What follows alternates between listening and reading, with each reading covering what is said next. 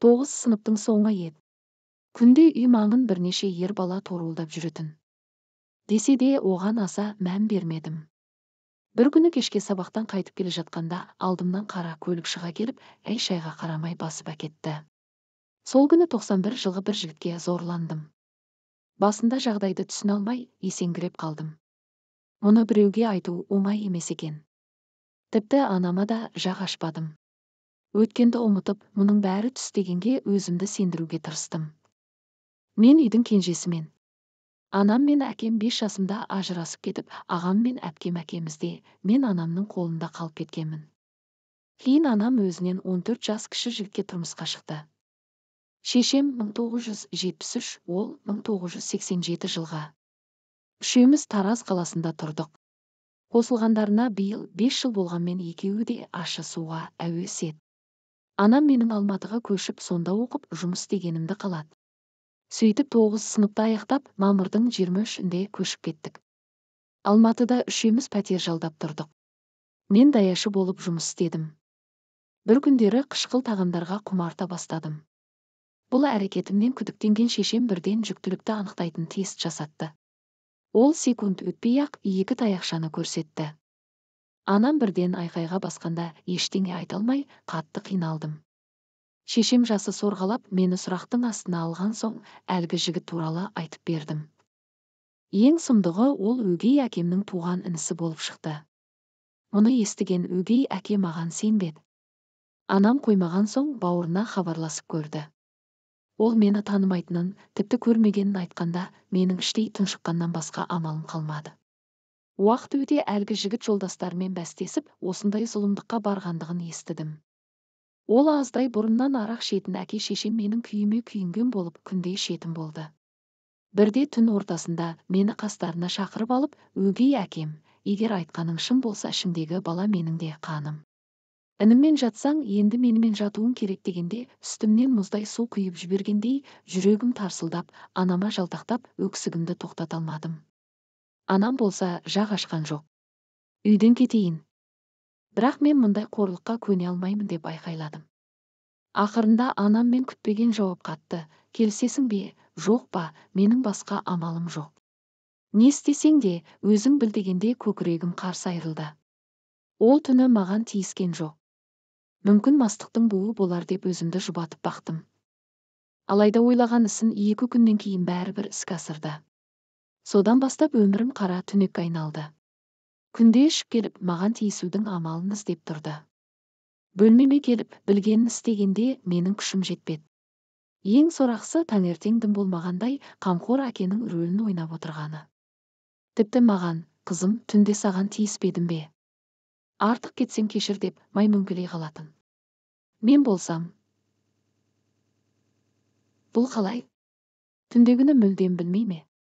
Әлде өтірік жынды бола ма деп қатты қиналып, өзімнен жиіркендім. Кейін ойласам, өгей әкенің маған келгеннен көзі түсіпті. Себебі үнемі мені шақыртып алып, жанына отырғызып құшақтайтын. Содан өз әкемдей көруге тырыстым. Бірақ іші толған арамдық екенін кім білген, ол кезде жүктілігіме 3-4 айдай болған еді. Арық болғандықтан ішім аса білінбеді. Өзімді де, баланы да өлтіргім келіп, дәрілер ішіп, әр түрлі әрекетте жасап көрдім. Бірақ ештеңе шықпады. Өкініштісі, бұл тозақтан құтылудың жолын таба алмадым. Арқа сүйейтін ешкімім жоқ.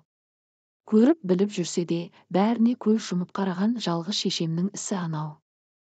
Хайуан екеш, хайуан да баласы үшін жан беретін еді ғой. Бірақ анамның олар құрлы да болмағаны сорлатты. Бұл азапты күндер 3 айға созылды. Енді маған ешкім де көмектеспейтінін түсіндім. Сол сәтте қаланың шет жағында тұратын шешемнің жақын құрбысы есіме түсіп, сол кісіге қашып кетуді ойладым. Мені 5 жасыма дейін сол кісі бағып, өз туған қызындай көретін. 10 жыл көрмесем де, мекен жайы есімде қалыпты. Маусымның 5 күні түнгі сағат 02:00-де әке шешем ұйқыға кеткенде құжаттарым мен ақша алып, үйден қашып кеттім. Таксиді әзер тоқтатып, әлгі мекен жайға барсам, тәтем сонда тұрады екен. Ол кісі мені жазбай танып, отырғызып, мән жайды тәптіштеп сұрады.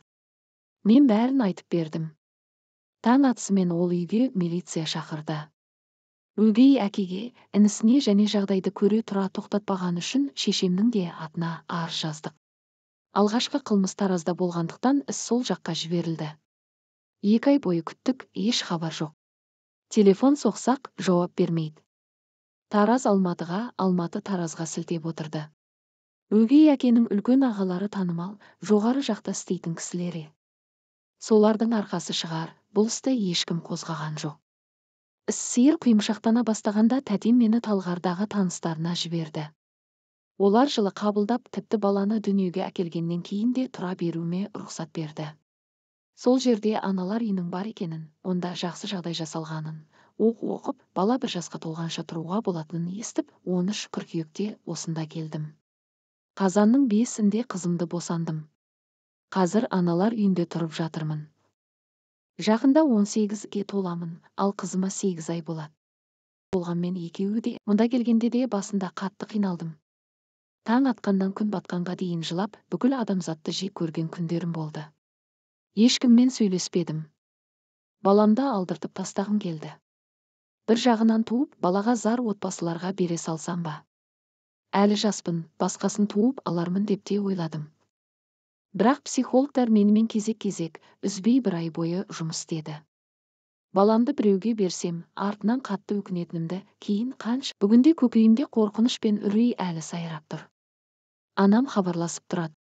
Өкінетіндігін, мені алып кеткісі келетінін айтады. Бірақ әлі де сол жауызбен тұрып жатқаны өкінішті. Қанша жек көрсем де, бауыр еті болғандықтан шығар, анамды әлі ұмыта алмаймын. Ол аналар үйіне сенімхат жазып беруі керек. Сол қағазды алғаннан кейін байланысымды мүлдем үзіп, бәрін ұмытқым келеді. Ол үшін кем дегенде 10 жыл керек шығар. Психологтар өткеннің бәрін түс көргендей ұмытып кетті. Қалай ұмытамын? Жас өмірім қор болып, бар арман мақсатым күлге айналып, өмірімнің тасталғаны шықты емес пе? Туған әкем қатал кісі. Қазір 2-ші отбасы, 3 баласы бар. Әкеме хабарласып, оқиғаның шет жағасын, қызымның бар екенін айтып едім, сендей қызым жоқ деп, менен бас тартты. Бірақ әкемнің қарындастары бар жағдайды естіді. Сол кісілер жеткізеді деп ойлаймын. Әкеме де оңай соқпаған болар. Уақыт өткен соң хабарласады деп үміттенемін және күтемін. Әкем бүкіл шындықты білсе, сөзіме сенсе, жабылған істі қайта аштырар еді. Оған оның билігі де, күші де жетеді. Мені түсініп қамқорлығына алатынына сенемін. Ендігі арманым, өмірдің рахатын көріп, шалқып жүрген кінәлілер жазаланса екен деймін. Олар жер басып, бостандықта жүргенде, жүрегіме тыныштық орнай алмайтыны шындық. Құдайдан менің басымдағы жағдайды ешкімге бермесе екен деп тіледім.